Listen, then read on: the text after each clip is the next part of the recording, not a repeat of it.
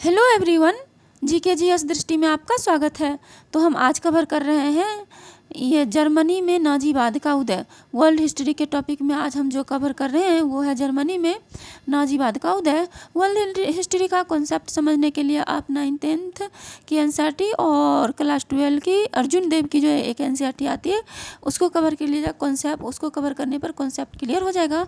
Lucent में अधिकांशतः fact दिए रहते हैं। तो चलिए हम स्टार्ट करते हैं। जर्मनी में नाजी दल का उत्थान हिटलर के नेतृत्व में हुआ था। तो जर्मनी में नाजी दल का उत्थान किसके नेतृत्व में हुआ था? हिटलर के नेतृत्व में। हिटलर का जन्म 20 अप्रैल 1889 ईस्वी को ऑस्ट्रिया के ब्रीना नामक शहर में हुआ। हिटलर का जन्म कहाँ होता है?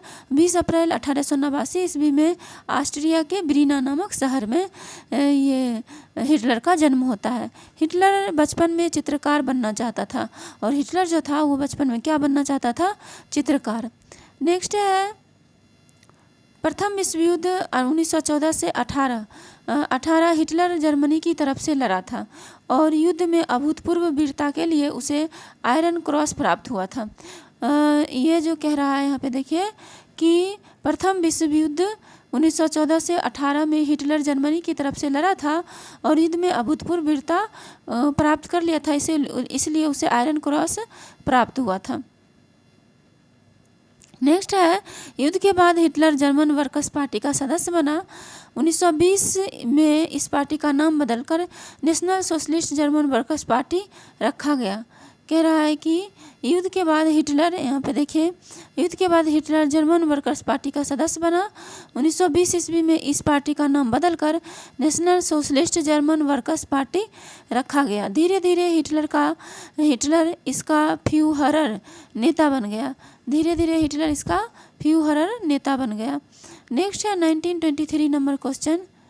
कह रहा है 1923 में हिटलर ने लुडेनडॉर्फ के साथ मिलकर बायमन गणतंत्र के खिलाफ विद्रोह कर दिया।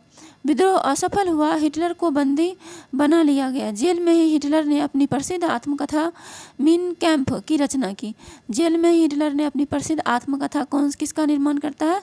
मीन कैम्प की रचना की। 1924 के अंत में उसे जेल से रिहा कर दिया गया और हिटलर को 1924 के अंत में जेल से रिहा कर दिया जाता है। जेल में रिहा होने के बाद उसने अपने दल को फिर से संगठित किया।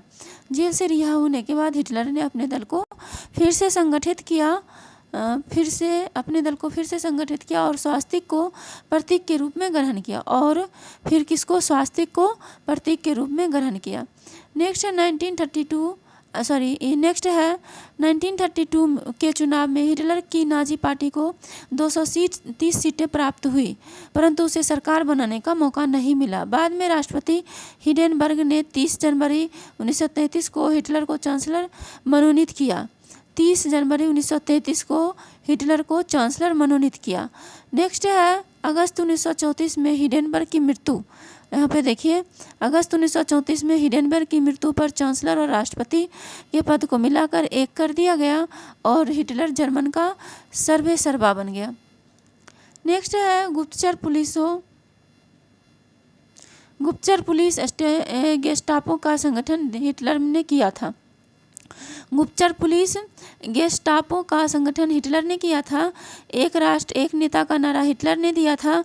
नाजी दल का प्रचार प्रसार गोएबल्स संभालता था। नाजी दल का प्रचार प्रसार कौन संभालता था? गोएबल्स।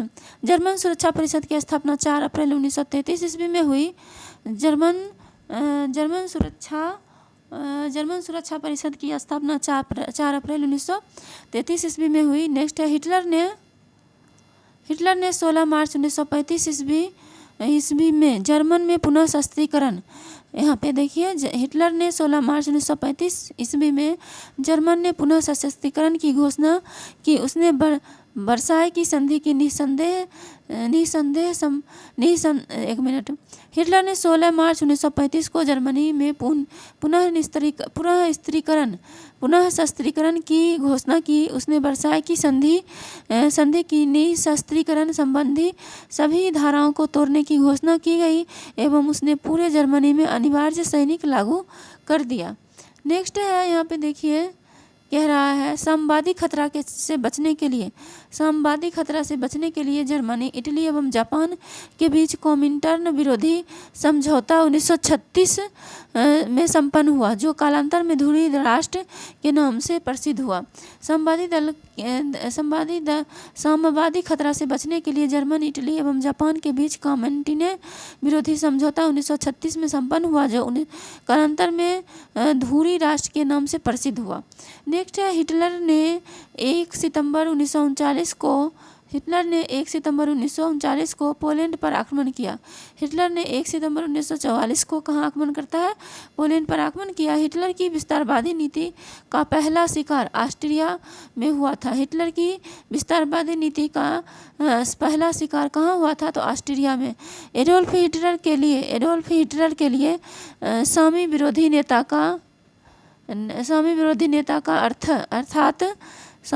नेता का अर्थात यहूदी विरोधी नीति। एडोल्फ हिटलर के लिए सामी विरोधी नीति का अर्थ यहूदी विरोधी नीति। आगे है हिटलर ने 30 अप्रैल 1945 को आत्महत्या की और लास्टली हिटलर ने 30 अप्रैल 1945 को हत्या कर लेता है। हिटलर ने 30 अप्रैल 1945 को खुद हत्या कर लेता है 30 अप्रैल 1945 को। नेक्स्ट है जापानी साम्राज्यवाद को हम नेक्स्ट वीडियो में कवर करेंगे। आज के लिए इतना ही, जल्दी मिलते हैं नेक्स्ट वीडियो में। Thank you so much. Thank you for watching.